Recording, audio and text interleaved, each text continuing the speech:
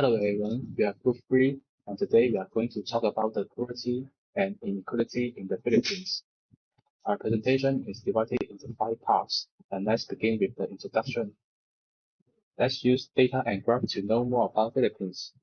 First, I will give a general overview of the Philippine economy and then introduce its economic characteristics, industrial structure, and development constraints.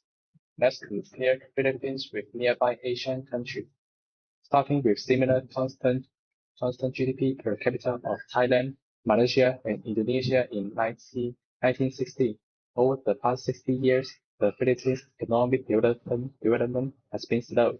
The constant GDP per capita for Malaysia was more than $11,000 in 2022, but there was only $3,527 for Philippines.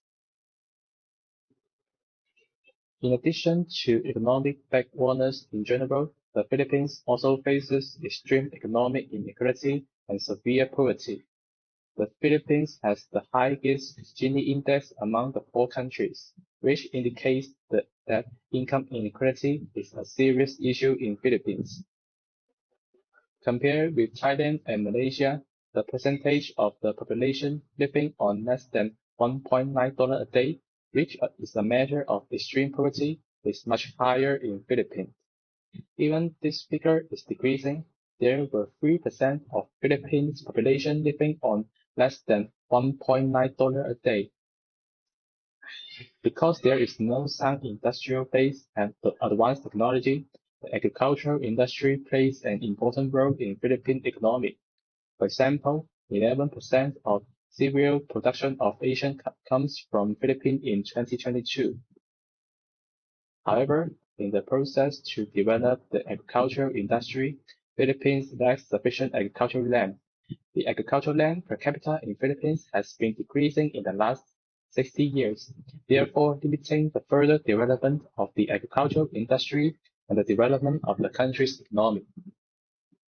Okay, in this section, we will discuss some historical reasons. As we mentioned in the introduction, high-scale economic professor at NU also calls this attention. The original thing behind this is the restrictive economic provisions in the Philippines Constitution. Another potential reason is the disappearance of American private direct investment in the Philippines after its independence. So the first thing I want to introduce is the 1935 Constitution. Its aim is to ban Philippines from its dependence on foreign economies.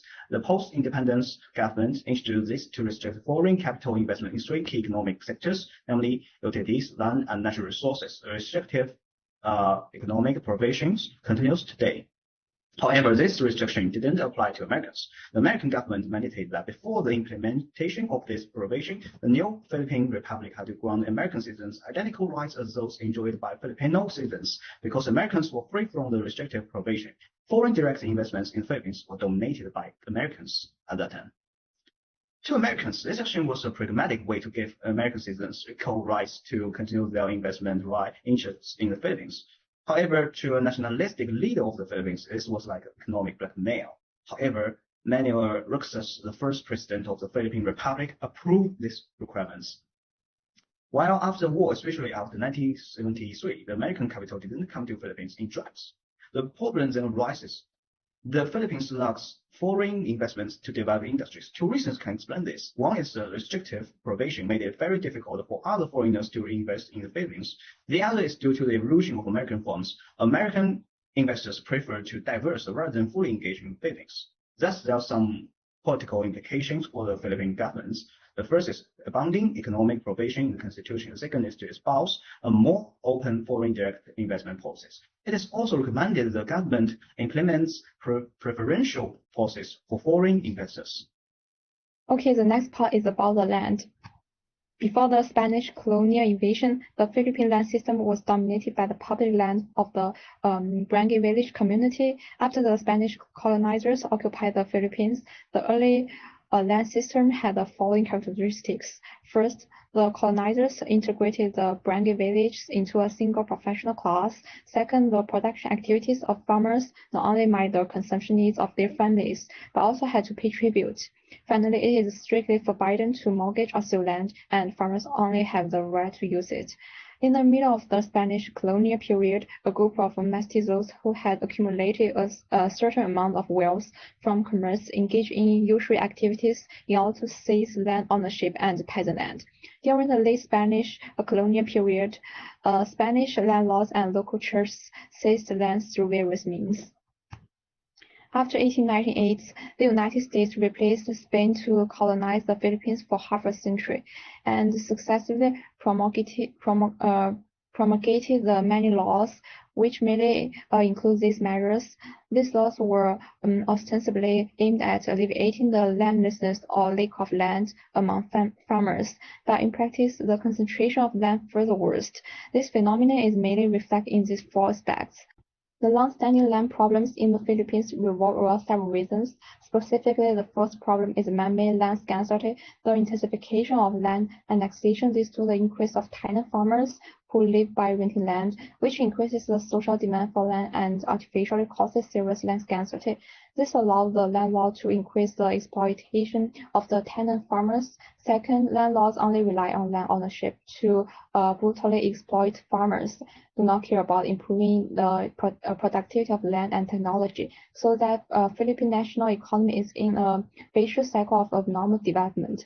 Third, the unequal distribution of land and land rents expanded the class contradictions between the peasants and the landlords, combined with religious contradictions, intensify the unrest of Philippines.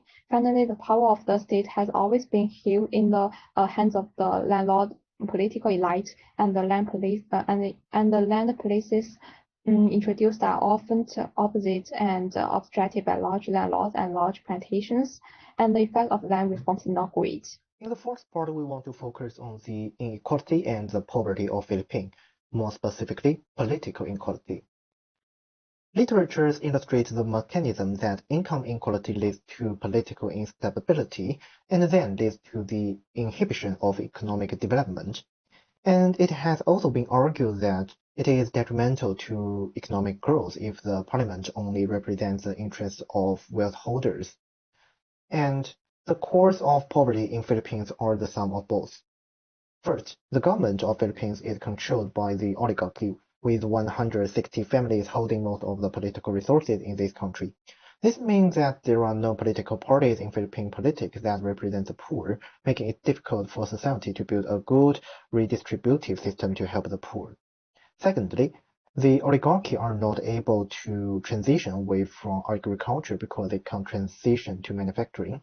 The Philippines is a country that typically deindustrialized prematurely, partly because oligarchy have extremely limited policy continuity. In the case of automotive industry, for example, national level policy on this industry changed 3 times in 5 years, and the country's internal market governance was extremely poor, preventing modern industry from developing well in Philippines. Thus, we can summarize the political logic of poverty in Philippines. Oligarchy have political monopoly power that brings about political inequality. Secondly, oligarchy choose industries according to their own interests, but not in favor of national development. So, in short, oligarchy makes it difficult for society to generate ways to pursue more effective development. So, nowadays, Philippines still faced with persistent and severe poverty issues. Let's now talk about the conclusion. Philippines is facing with poverty, economic inequality. It has sufficient industrial base and advanced technology, so it mainly develops the agricultural industry. The historical causes behind its economic lags are the restrictive provisions in the constitution and the lack of foreign private direct investments.